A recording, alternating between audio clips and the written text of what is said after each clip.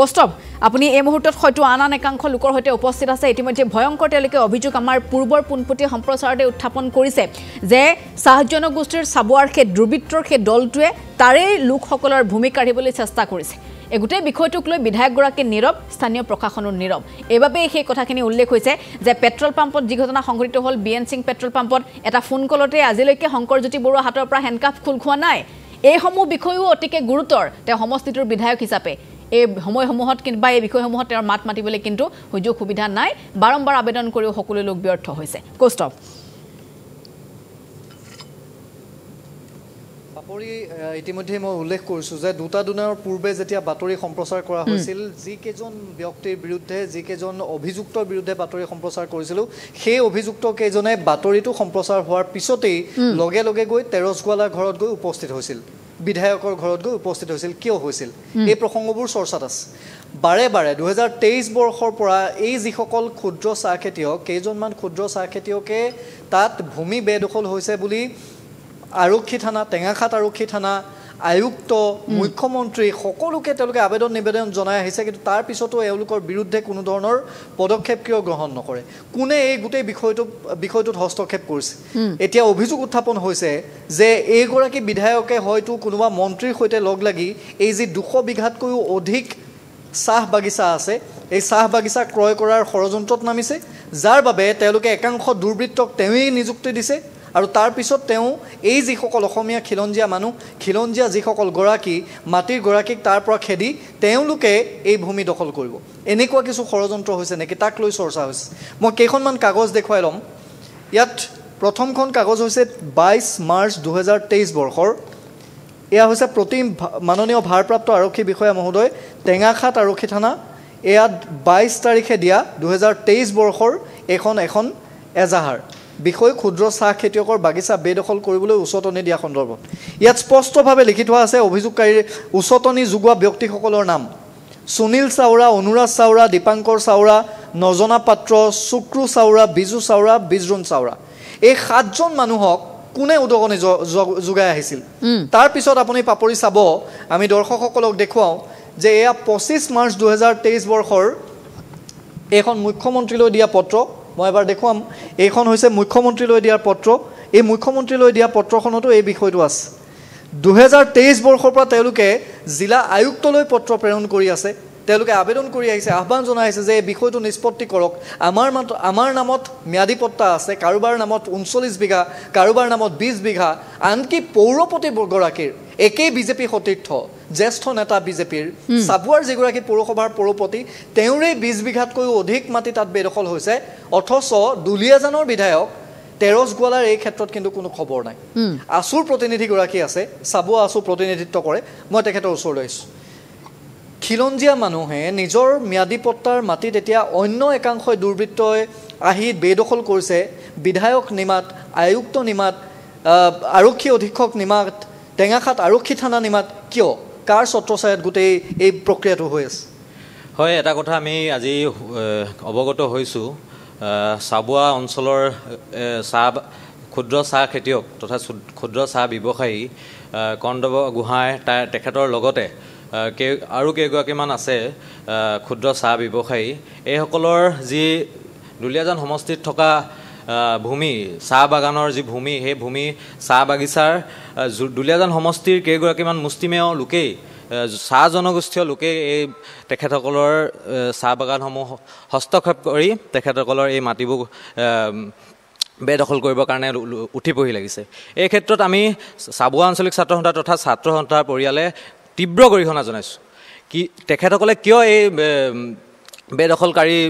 কৰিবৰ কাৰণে আগবাঢ়ি আহিছে কিয় এই খিলঞ্জীয়া মানুহৰ ওপৰত তেখেতসকলে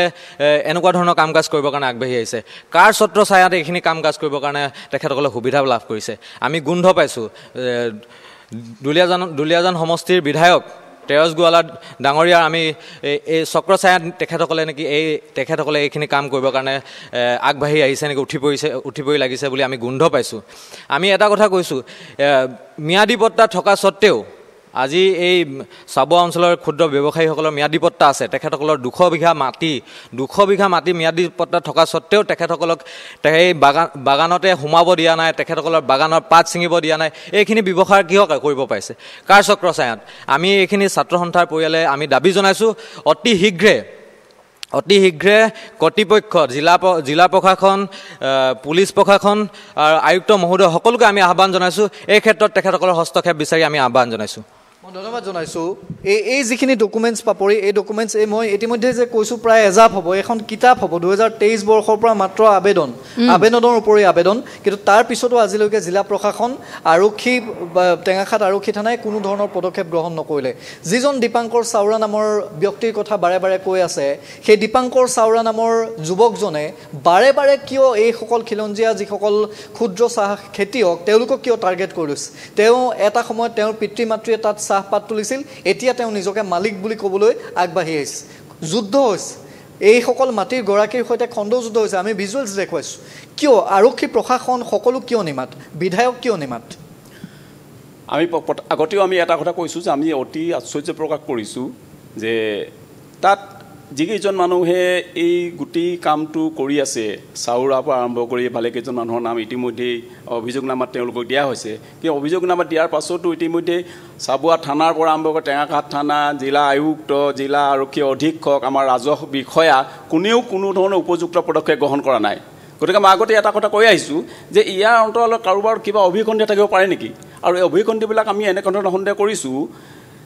যে যিটো সময়ত টেঙাখাতৰ বিধায়ক তেৰজ গৌৰলাই দুলীয়াজনৰ বিভিন্ন ঘটনাত যিটো সক্ৰিয় ভূমিকা পালন কৰে তাৎক্ষণিকভাৱে মীমাংসা কৰি দিব লাগিব যিটো ভূমিকা পালন কৰে তেওঁৰে সমষ্টি হয় এটা কথা ঠিক যে উক্ত এলেকাটো চাবুৱা ৰাজহ এলেকাৰ ভিতৰত পৰে এই কথাটো ঠিক চাবুৱা এলেকাৰ ভিতৰত পৰিলেও কিন্তু সমষ্টিটো তেওঁৰ এলেকাৰ ভিতৰত পৰে সমষ্টিটো তেওঁৰ এলেকাৰ ভিতৰত পৰা হেতুকে তেওঁ তাৎক্ষণিকভাৱে ক্ষুদ্ৰ চাহ খেতিয়কসকলৰ যিটো সমস্যা এই সমস্যাটো মীমাংসা কৰি দিবৰ কাৰণে তেওঁ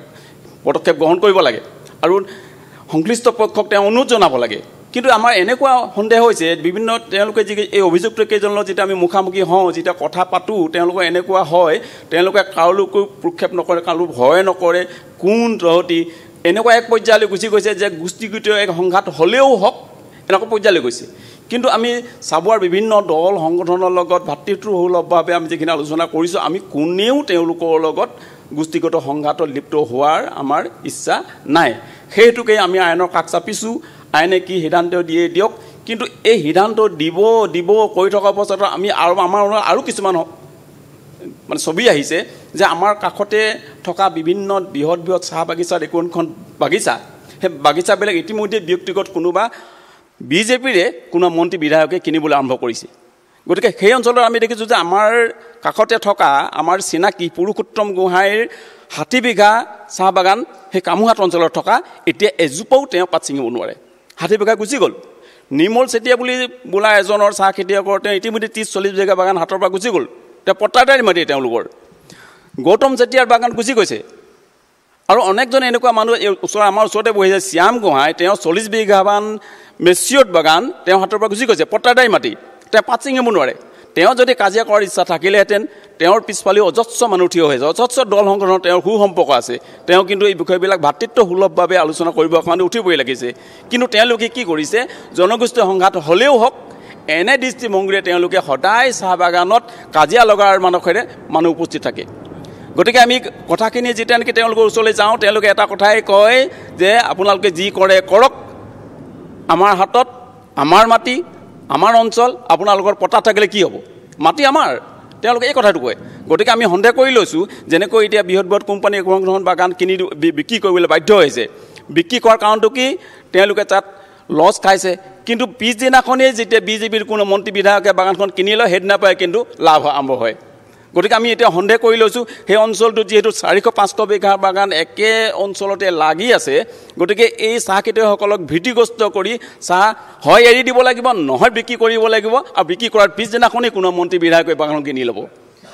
কন্দৰ্প গোহাঁই ডাঙৰীয়া আছে মই আপোনাৰ ওচৰলৈ অকণমান আহিম এই দুইজন ব্যক্তি তেওঁলোক এক প্ৰকাৰ দিশহাৰা তেওঁলোক এক প্ৰকাৰ এতিয়া দিশহাৰা কি কৰিব এনেকুৱা ধৰণৰ 8-9টা পৰিয়াল এতিয়া আপোনালোকৰ কোনো উপায় নোহোৱা এটা অৱস্থা হৈছে কি কৰিম বুলি ভাবিছে এতিয়া বিধায়কে একো নকৰে আৰক্ষীয়ে একো নকৰে, আয়ুক্তই একো নকৰে, আপোনালোকে কি কৰিব, কি সিদ্ধান্ত কি হ'ব? হয়, আমি এতিয়া একেবাৰে দিশহাৰা হৈ পৰিছোঁ। আমি তেওঁলোকৰ মজদুৰবিলাকৰ বা চাহ শ্ৰমিকৰ একোটা সংগঠন আছে, তেওঁলোককো আবেদন জনাইছোঁ যাতে এইটো এটা সাম্প্ৰদায়িক পৰ্যায়লৈ নগৈ তেওঁলোকে যদি বুজা পৰাৰ মাজতে মীমাংসা কৰিব পাৰে।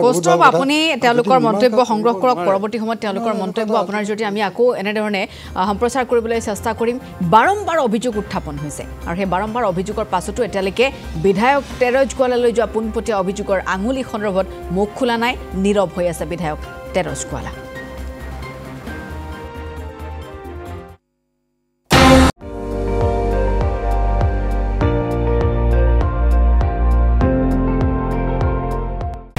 আপুনি চাই আছে ND24, সৰ্বশ্ৰেষ্ঠ নহয় সৰ্বোত্তমৰ দৌৰত।